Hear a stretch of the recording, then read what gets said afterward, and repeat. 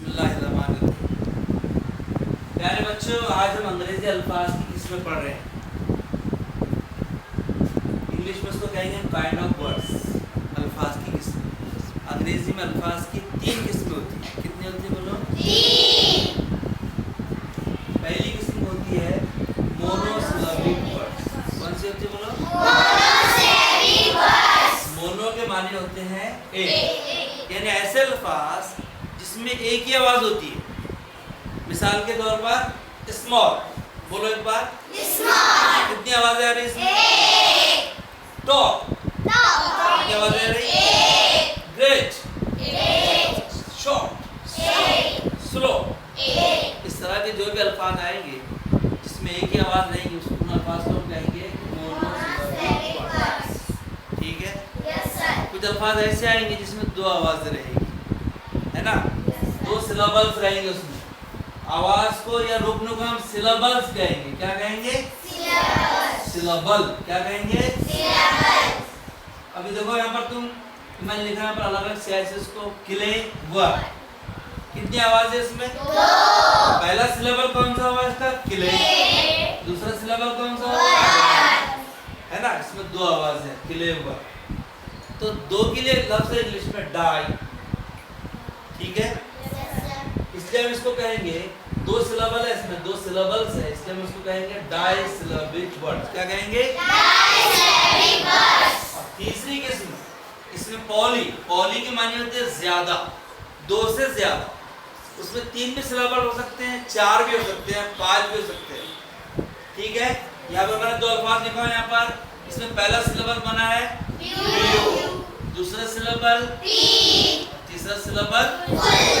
कितने सिलेबल्स हो गए इसमें? 3 मतलब 2 से ज्यादा होंगे नहीं? Yes sir. ऐसे अल्फाज जिसमें 2 से ज्यादा सिलेबल्स रहेंगे उसको हम क्या कहेंगे? Polysyllabic words. क्या कहेंगे? Polysyllabic words. दूसरा लफ्ज पढ़ लेते हैं यहाँ पर एक्सपेंसिव। क्या पढ़ते हैं? एक्सपेंसिव। पहला सिलेबल कौन सा है इसमें? एक्स, दूसरा तीसरा सिव। एक्सपेंसिव, है ना? अब हमको पढ़ना क्यों है ये? क्योंकि ये जो अल्फाज है, अगर हमको अल्फाज किसमें मालूम रही तो हम उसको यहाँ पर जब हम डिग्रीज पढ़ते हैं तो पॉजिटिव डिग्री, कॉम्परेटिव डिग्री और सुपरलेटिव डिग्री बनाने में हमको आसानी होती है। अब ऐसे अल्फाज जिसमें जो मोनोसिलेबिक हो उसको बनाने का, उसको कॉम्परेटिव बनाने का तरीका क्या है? उसमें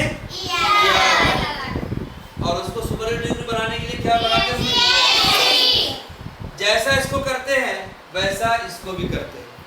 मतलब इनको दोनों को कॉम्परेटिव और सुपरलेटिव बनाने में, ये बनाने के लिए इसमें ER और EST लगा दें।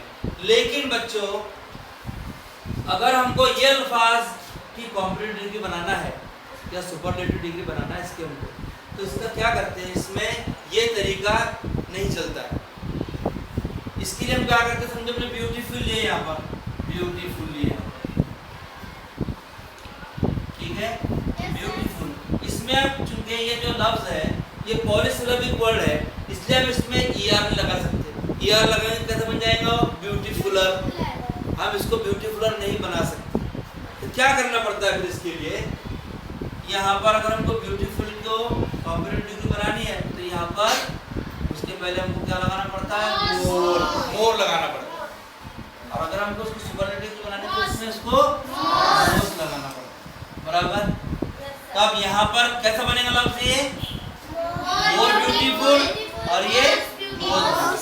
तो यहाँ पर जितने भी तुम पॉलीसिलेबिक वर्ड्स उनकी डिग्रीज बनाएंगे, वो तब्दील करेंगे, तो कौन सा तरीका इस्तेमाल करेंगे?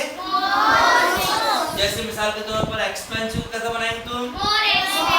शाबाश। और इम्पोर्टेंट, मोर इम्पोर्टेंट और समझ में आ गया? अब हमको पढ़ना क्यों चाहिए? हमको आना क्यों चाहिए?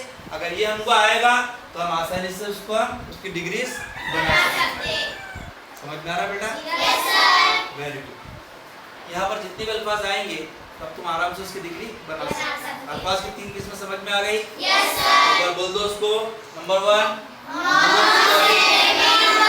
यानी एक आवाज वाले या एक रुकने वाले अल्फाज। नंबर 2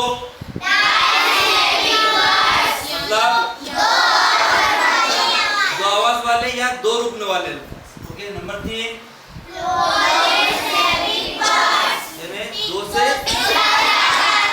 आवाज वाले या रुकने वाले।